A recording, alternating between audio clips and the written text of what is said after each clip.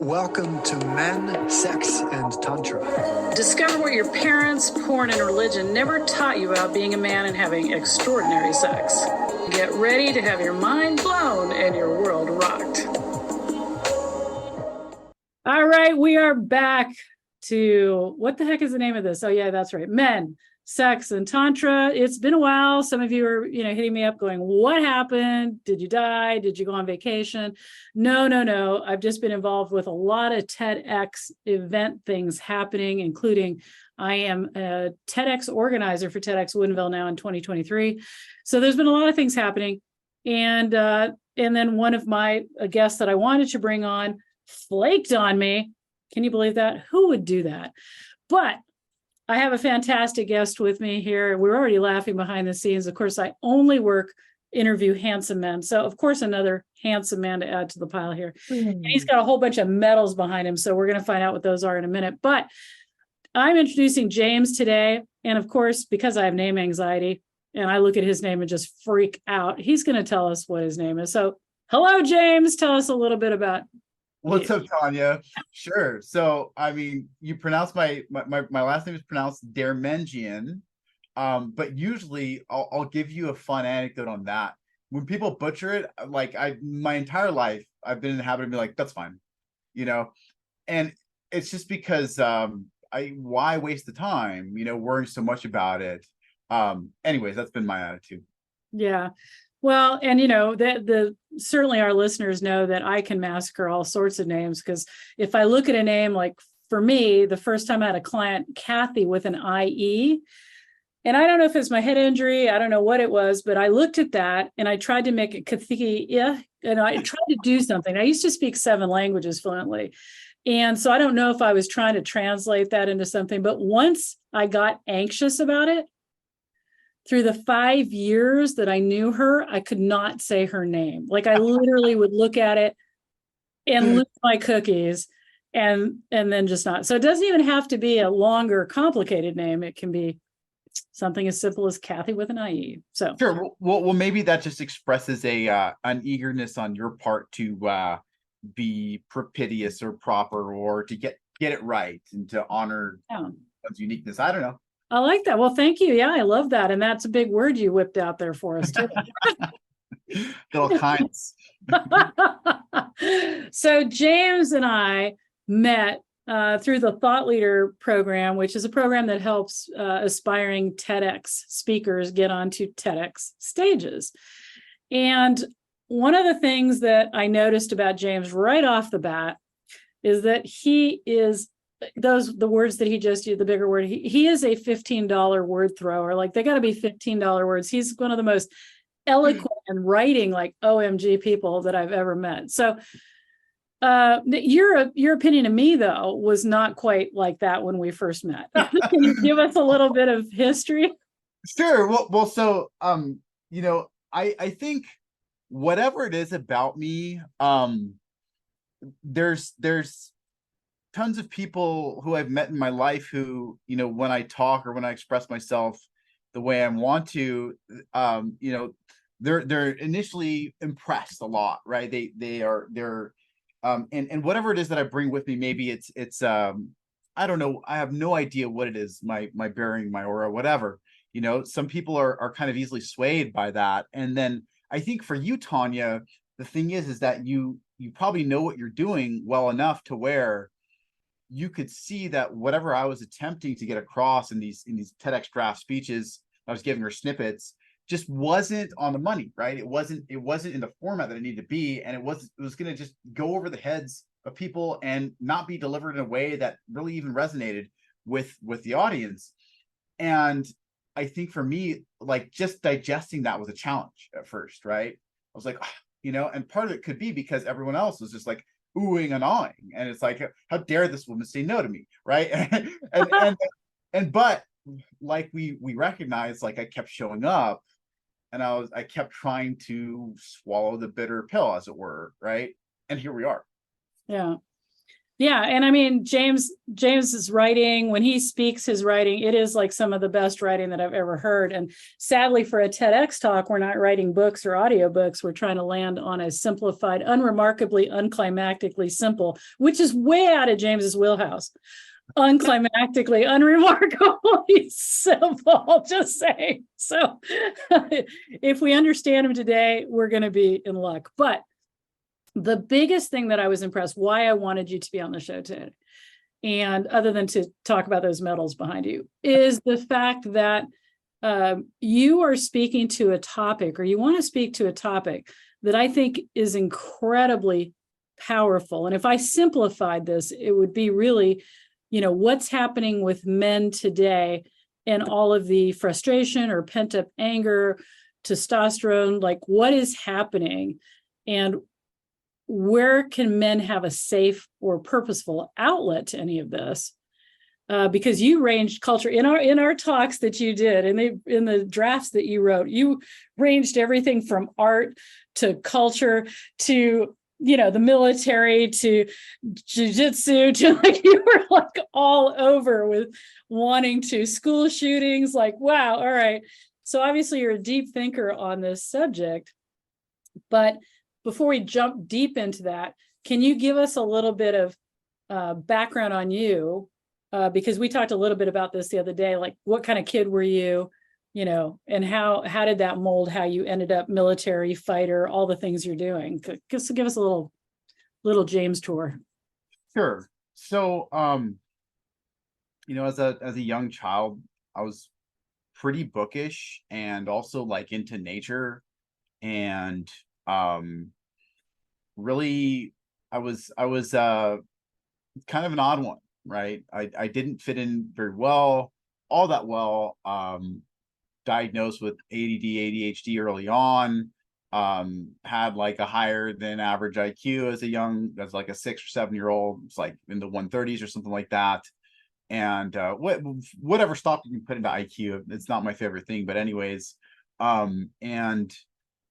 yeah, I was just kind of a little weirdo. Like, I would screw off to like the corner of the quad, like I told you the other day, when everyone was doing like competitive sports and stuff, and all the other guys were, throwing dodgeballs at each other or playing football or playing basketball. And I would talk with my one friend about, Dungeons and Dragons and Star Wars and other sorts of nerdy things, right? So that's how I was when I was very young. As I began to mature and grow, I think around 6th or 7th grade, I was like definitely the target of bullying in middle school. Like I was that kid, right? just set myself up for it. and as 6th or 7th grade came around, I think I decided like, okay, I need to do something that's going to get me to fit in with the other guys, right? And that's when I started playing football. And I wasn't very good. I got my bell rung a lot. I was pudgy. I remember having a Pop Warner football coach who'd played football with my older brother, who was just a natural athlete and always had been, just like hard body without even working out or nothing like that. And I remember the coach just being like, Coach Williams just being like, "Are you sure you're related to your brother?" Oh no, that's so running me up and down, and he would take extra time out and run me around, to get me to like, harden up and stuff. And so I was kind of a fish out of water in that world. But sure enough, 8th grade came around, and I was better at football, right? I'd got some skill. I've gotten a taste for it. I actually had fun. I was enjoying making contact and hitting and doing all that kind of stuff. Yeah, and I think, interestingly, this story is pretty good, and I think it'll give you some good avenues to go down here. But when I was getting ready to play football again, my freshman year of high school, my older brother, who was very disaffected at the time, he'd just gotten home from this motorcycle wreck he'd been in up in Utah. I moved back home with my parents. He discouraged me very strongly, from continuing with it, which is a horrible shame, right? And he discouraged me strongly because I think he had screwed off his senior year of high school and rendered himself academically ineligible to play, right? And he was like supposed to start at tailback and do all these other crazy and great things. And he didn't make the grades, he didn't meet the requirements. And he just blamed it on everybody else, blamed it on the coaches, blamed it on my parents, blamed it on anyone but himself. But John had discouraged me from playing, and that put me at like a huge social disadvantage in ninth grade. A huge. I remember going into it and going back to like those same feelings of isolation when I was younger, and estrangement. But the worst part about it was that I was older, and I should have developed more, by that time, and I should have been more social and sociable. It's funny. I think one night I was in kind of a depressed funk because, my crush didn't notice me, my high school crush, and there's another guy who was pursuing her, and things were going well between them, or whatever was in my head. I wasn't doing things. I wasn't really busy with stuff that I enjoyed. I was just kind of focused on school and performing poorly. But I didn't have any kind of physical activity, any kind of sports. And I remember we went into a church activity where, we, like the star wrestler at our high school, he was a senior. We were all freshmen. We're all about 14 years old, and this group of kids for this church activity, boys age 14 or so, 14 to 16.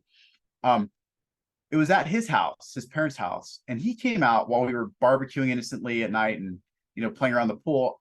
And this guy, almost twice everyone's size and 5 years older, just started tossing everybody around, tossing everybody into the pool, and it was mayhem. And I remember, thinking to myself, there was a guy, another family friend who had taught me like a rear naked choke years earlier. I remember seeing him occupied with somebody, and I was like, all right, now's your chance. Something sprung into my head, and I was like, okay. So I jumped on him and put him in a rear naked choke. I was like all of 150 pounds soaking wet. He was like 200 pounds. And it was doing something to him. And I was like, holy shit, this is working. And this is the first time I'd ever done this in my life. And I remember, him struggling and feeling like, oh, okay, wow, I have power over this person now. I need to let go. So he's safe. And I did that. And this was like the only wrestler at our high school who had made it to the state tournament in a while, right? And it was a big deal, right? Everybody knew him. Everybody, he was kind of the guy who was kind of, that guy, who, right. Anyways, need I say more? So he encouraged me. His name is Dylan Hull. He encouraged me to come out for the wrestling team. And when I did that, I started to take steps to being a more social and happy boy, right? I started to sort of take my place in competition with the other guys, and to enjoy competition, and to embrace it as kind of a form of play and a worthwhile activity. That ultimately led me back to playing football, and that's when this kind of depressive funk that I'd been in as a freshman, and the sense of isolation really began to lift. I remember being so happy, doing football, doing wrestling, doing the contact sports thing, and being with the guys, and just like joshing around the locker room, going to the pregame dinners and meals, and starting to talk to girls and stuff a little bit. And it was like, wow, this is infinitely better. And something I took from that, Tanya, years down the road, the fact that my father allowed for this closeness between me and my older brother, who by then hadn't worked in God knows how long, hadn't done anything productive with himself, kind of isolated himself. The fact that my father couldn't intervene and see how unwholesome, John's influence was on me, in terms of discouraging me from doing these sort of manly things, because at least in part, my dad had this idea in his head, oh, James, you're an intellectual type of person. You need to do intellectual kinds of things only, right? Pursue academic decathlon. My dad even told me at one point, he said, you're never going to be a good wrestler. You don't have the upper body strength, which is actually, really hurtful for me to hear. but the fact that my dad couldn't see what was good for me, and see, John, who had just kind of opted out, right? And, was in this blame everyone else mode. The fact that my dad couldn't create that separation was just something I look back on with so much distaste and sadness, right? But so I guess that's my kind of intro for you. Yeah, so it sounds like the no purposeful male role model. Like if you're saying your father was like, it sounds like you're saying your father failed at his job, which was actually probably, I would imagine, to be encouraging. Like, I get it. I was that weird intellectual kid, except for me, nobody knew I was smart because the way I was smart didn't go well in school. Mhm. So I was labeled developmentally delayed. I was at home reading Encyclopedia Britannica with a photographic memory and 100 plus 80 IQ. And at school, I couldn't read See Dick Run because I didn't read words. I read concepts. So yeah, I get that. But that was weird in school. But I think that the point that I think is most interesting here, other than here's a kid who's labeled intellectual, so that means, and feeling isolated is what I'm hearing, that really as soon as you turn around and you could have both, now found that connection and that social connection and other things, and a dad who didn't recognize, hey, how about both? Like manly, what is that I keep coming back to this, like what is manly about any of this other than the developmental of both sides, your intellectual side, your physical side, right? But the ability to learn how to connect with either one would sound like, what happened to your mom? Where was she in this? Like usually it's the moms that know more about their kids. Yeah, that's an interesting question. My mom is a kind of an enigma in this entire equation, I would say. I don't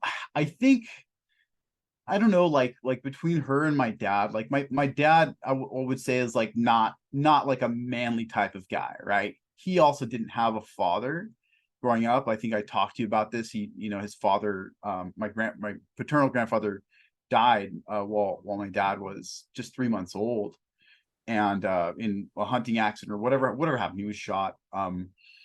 And my mom married my dad, and my dad, I would say, just didn't have like this sort of super abundance of masculine or hyper masculine traits. He could be very sweet and very loving and very gentle, but when it came to the ability to just like set hard boundaries and say no in certain situations, or wise to, I think he was a lot like his own mother, who he was very close to, and his own mother, who would just kind of be pretty permissive and sentimental with her own 3 boys, right? And as far as my mom goes, where is she in the equation? I'm not even sure. I don't know if she was like, she was probably happy that I was trying to play football and trying to be one of the guys, trying to fit in. She supported it, but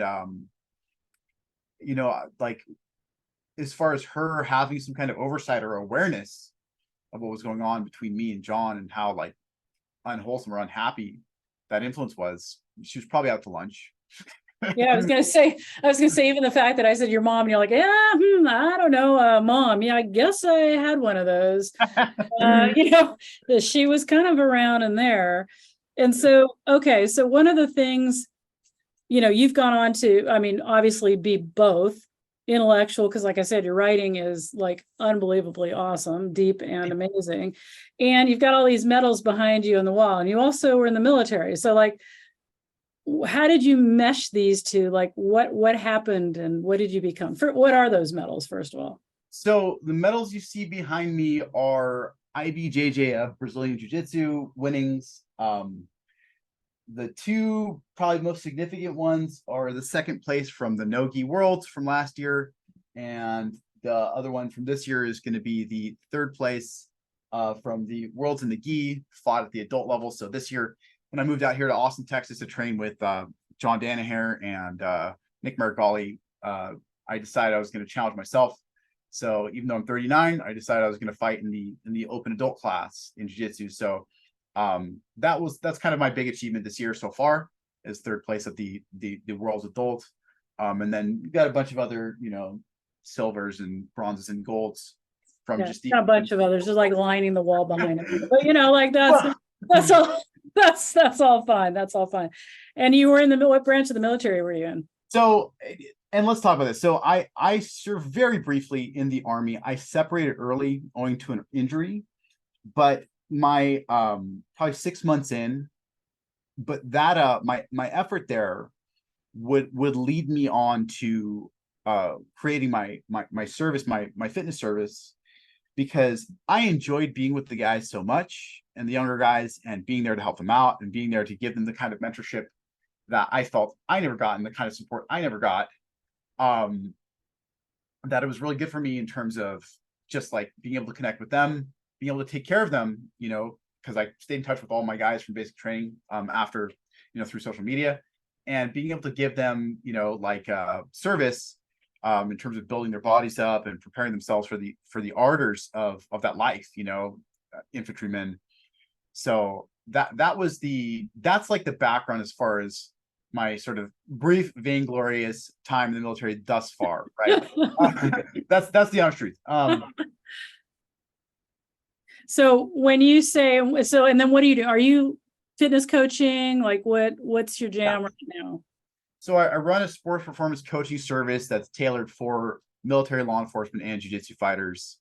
And the big push for me to move out here to Austin and train jiu-jitsu at the highest level was for me to really market my service and market myself and build a brand as a jiu-jitsu fighter, right? The sport has been growing in popularity. You see all these like podcasts and reels and stuff that talk about it, and it's become an item of talk for amongst influencers, among them guys like Jocko Willink. And there's like this kind of aura of mystique still around it. Jiu-jitsu. You hear Joe Rogan talk about it so much. And so my thought process was like, just because I love it so much and because I enjoy it, and it's so weird and intellectual, and it combines all these elements of combat with like elements of dance, and it's such a strange thing, and it's so deep and esoteric. My thought was, okay, like if I'm going to have to market myself as a fitness provider or whatever, even as a speaker, whatever I'm doing in the world besides that actually makes money, because jiu-jitsu doesn't, I may as well do it by competing in jiu-jitsu, trying to do as well as I possibly can, and building a brand that way. So well, and you said, so that you just said the key thing that I wanted to say. You'd said something in one of our conversations about dance and weapons. yeah. So what is it? Do you remember what you said? Yeah. So it's the Irish proverb that you don't give a man a weapon until you've taught him how to dance. And when you said that, my first thought was how that applied to sex. Really, because, if you think about it, and of course, this is, men's sex and Tantra here. So you got to think I'd probably pull the sex out at some point here. Let's hear it. I'm curious. When I think about that, I go, men can use their penis as a weapon or as a dance. And so that I was thinking not only in terms of the art, like the idea that, if we think about the classic Shaolin, we think about, any of the old school martial artists, we are literally talking about that ability to dance, to understand the dance. But it's not just like the dance, it's like the energetic grace, movement with gentle, not just force. So it's like the yin to the yang, right? Is what we're actually talking about. That's the embrace of the feminine and masculine together. Sure. And so I thought that was really awesome when you brought it up. I was like, there's so many different ways that can be looked at. And it's one of the reasons that I also wanted to talk to you on the podcast, was because you were saying that there's a lot of masculine, and we're going to get into this here in the next episode coming up, but let's foreshadow that, is this idea that, school shootings, why do they happen? Men in rage, why is it happening? What's happening, and use the word defranchise, like what's happening with men today that the dance part isn't happening, but the other part is? And that's the intrigue, and that's what I want us to get deeper into, because I know that you have a lot of insight in that, not only culturally looking at the past, but also in this dance of the martial art world and the things that you've been through, and the feeling of not fitting in with. And James is nodding his head a lot right now, just so y'all know. The feeling of, in a sense, the nerd kid is almost in the feminine aspect to pull out then to the sports guy, which is in the masculine, but how to blend those two to be a person who can dance and have a weapon, right? So, right. So I think, well, let's leave our intro episode here. And so what I'd like everybody that's listening to this to think about right now, first of all, let's take that little moment back in your childhood. Like, how was your father? What were your male influences like? And maybe do a little bit of writing or journaling or contemplating, whatever you want to do, golfing on it, think about your golf ball while you're, thinking about your father, whatever it is you're doing. Contemplate that male influence, the feeling, were you not manly? Were you like pushed into being manly? Were you discouraged from that? Were you influenced more by your mother, influenced by your father, influenced by neither? And what that may have brought to you, or how you may have matured from, or tried to find out what's happening in the world from that. And is there something that you've thought about? Because you're thinking a lot and writing a lot about this. Like, when you think about what I just asked, what comes to your mind about? In terms of giving people like something to do, or like a CT, giving people like when you were thinking about that, like the influence, is there something that brings up for you that you'd like them to contemplate or write down or think about? Oh, sure. I mean, I'm sure there's a lot of stuff, but in terms of what might be most impactful and pertinent to the guys who might be listening, it's probably this question of desire, and how I think parents, wittingly or not, and with the best intentions, might tend to discourage people from pursuing their desires, especially their young children. And I know for me, again, it's like that moment wherein my dad was just like, you'll never be a good wrestler. Like, why are you doing it? Right. That was impactful for me to hear, right? That was like unsettling. That was unhappy. And, there are people who might be out there, guys out there who might have heard something like that, who actually took it into themselves and listened, sadly, right?